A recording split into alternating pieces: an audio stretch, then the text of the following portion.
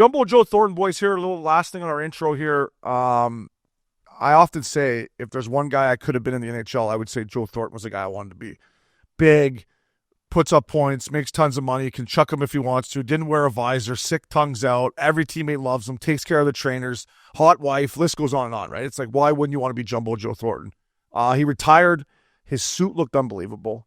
His hat was fucking Lupul-esque from Aspen and Mackell-esque. I mean, that baby was custom. That wasn't off the rack. Totally. And for me, boys, and this is where I'll turn it over to both of you. We'll start with you. Like, every fucking teammate was there, I think. Like, it wasn't like, Dougie Murray flew over from Sweden. Like, every guy he played with early in his career, late in his career, at the end of his career, they were all there. And to me, that's the ultimate compliment for Jumbo Joe. But Jumbo, congrats. November 23rd will forever be Joe Thornton Day in San Jose, too. Yeah. So that's cool. No, that's well said. You touched everything. The one thing that, as a guy that played in the league as long as he did, and for us who played only half of that, we knew how well respected he was, not just to his teammates, but to the referees, to the trainers, to other opponents.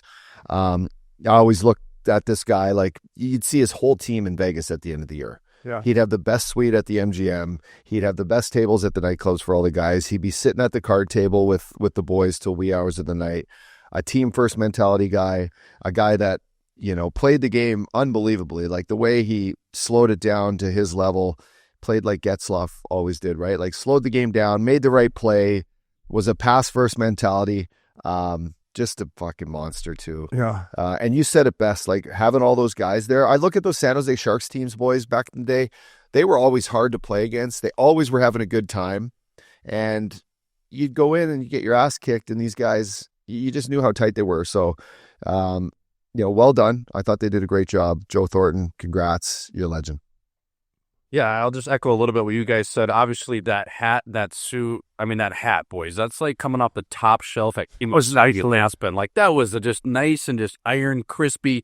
That looked great. But the one story I thought was cool when they were kind of doing some specials with the San Jose Sharks and a little bit just leading up to the retirement of the jersey, was a cool story that featured Jason Demers and Jumbo sitting down. And JD told a story about how Jumbo Joe, when Demers got traded, actually called JD's dad and, thanked him, said his kid was a wonderful kid, this and that. So it's just like, you don't really hear of that old school mentality like that, Obi, like a guy taking the time to call a teammate's dad and just thank him for, all of the things his kid did, but not only raising a good human. So Jumbo Joe, I just wish I could have a beer with this guy someday. He just seems like an all-time felon. I know I've only heard nothing but good things. So yeah, I only met Jumbo once, and it was in Vegas, what up he was talking about. He was in town with all the trainers and everything he does, and he came up to our table, and our table was just buzzing. It was fucking flying. I go, get in here, Jumbo. He's like, no, boys. You guys, I just came over to say hi. I'm going to go play some cards or whatever. I can't keep up to that pace to play. This was like at Marquee back in the day, Avicii style. Like, it was like, fuck it, wham, wham. Like, it was going off, and he just said hi.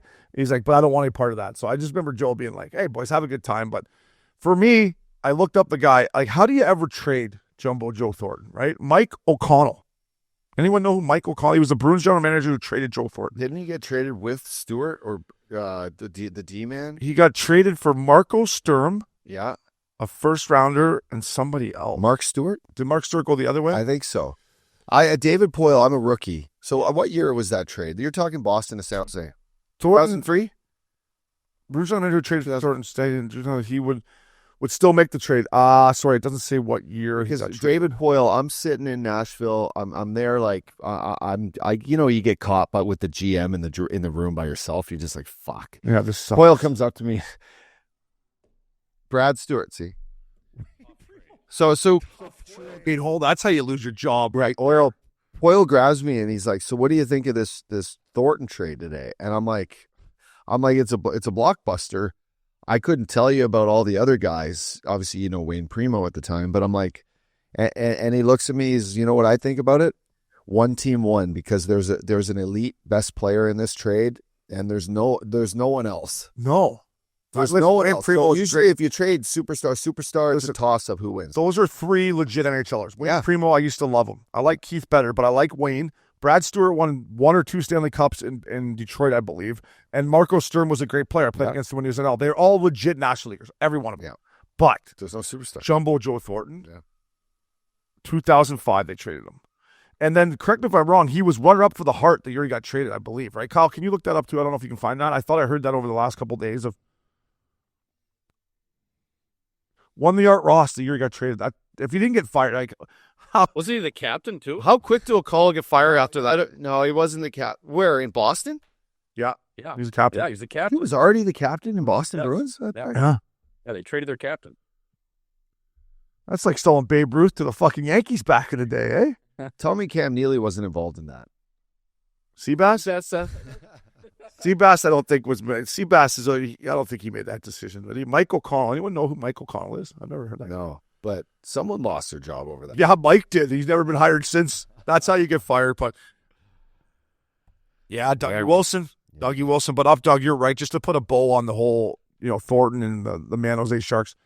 Tough place to play back in the day. You went there. Good team. Marlowe, him, Ryan Clough, Setaguchi, Dougie Murray, Danny Boyles, Joel Pavelski, Logan Couture when he came in the league. They had Rafi Torres for a bit. Over the chin, Rafi Torres. Hide the chin. I got up your chin inside. Actually, wear a turtleneck that day and duck your chin. Hey, remember how sick Chichu was too? He had those 50 whole season. Yeah, You made him a player too, boys. I mean, Chichu's a great pro, but 50 tucks. yeah.